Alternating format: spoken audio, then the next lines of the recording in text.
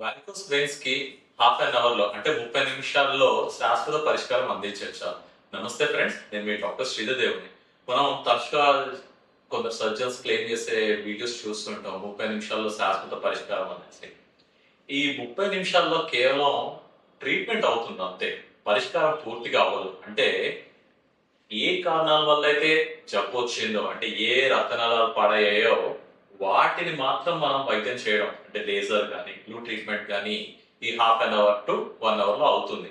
కానీ రిజల్ట్స్ అంటే పేషెంట్ తాలూకు కంప్లైంట్స్ పూర్తిగా తగ్గడానికి, మళ్ళీ రాకుండా ఉండడానికి లైఫ్ టైం కూడా మనం జాగ్రత్తగా ఉండాల్సిన అవసరం ఉంది.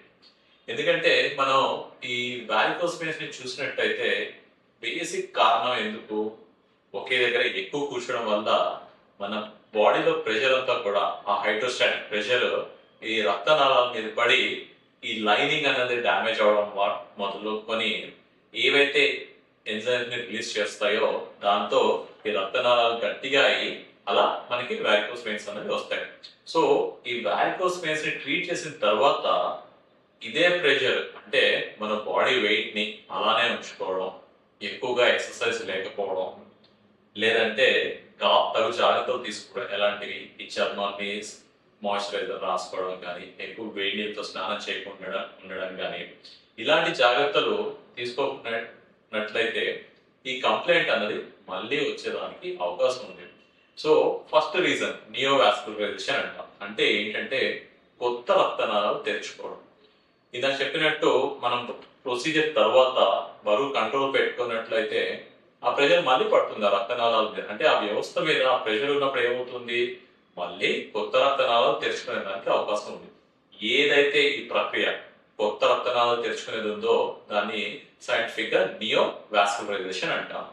సో ఈ నియో వాస్కులరైజేషన్ తగ్గించుకోవడానికి మోస్ట్ ఇంపార్టెంట్ థింగ్ ఏంటంటే బరువుని కంట్రోల్లో పెట్టుకోవడం.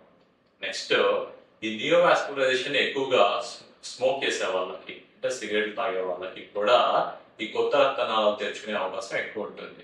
అండ్ బరువు కంపల్సరీ తగ్గాలి. ఎందుకంటే మనం నించున్నప్పుడు మన బరువు అంతా కూడా మన కాళ్ళ నుంచే భూమిలోకి వెళ్తుంది.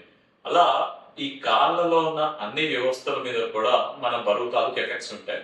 అండ్ ఈ వారికోస్ వెయిన్స్ అన్నవి మన రక్తనాళాలకు సంబంధించి, అంటే మన బరువు ఈ రక్తనాళాల మీద కూడా పడుతుంది. ఆల్రెడీ ఒకసారి జబ్బు వచ్చింది అంటే బరువుని కంట్రోల్లో పెట్టుకోకపోతే ఈ కొత్త రక్తనాళాలు తెరుచుకొని సిమ్టమ్స్ అనేది మళ్ళీ వస్తాయి. అలా ఎవరైతే పేషెంట్స్ ట్రీట్మెంట్ తర్వాత తగు జాగ్రత్తలు తీసుకోరో, ముఖ్యంగా బరువుకి సంబంధించింది ఎక్సర్సైజ్ సంబంధించింది తీసుకోరో, వాళ్ళలో ఈ ప్రాబ్లం అన్నది మళ్ళీ వచ్చేదానికి అవకాశం ఉంది. నెక్స్ట్ వచ్చేసి కొందరికి స్కిన్ డ్యామేజ్ అవుతుంది. ఈ స్కిన్ డ్యామేజ్ అయిన వాళ్ళు కంపల్సరీగా రోజు పొద్దున సాయంత్రం మాయిశ్చరైజర్ రాసుకోవడం, స్నానానికి వీలైనంత వరకు చల్లటి నీళ్ళు వాడుకోవడం, బయటికి వెళ్ళి వచ్చిన తర్వాత కాళ్ళకి ఐస్ ప్యాక్ పెట్టుకోవడం, వీలైనంత వరకు కాటన్ దుస్తులు వేసుకోవడం, జీన్స్ ని అవాయిడ్ చేయడం, ఇలాంటివి చేస్తే ఈ స్కిన్ తాలూకు డ్యామేజ్ తొందరగా రికవర్ అవుతుంది.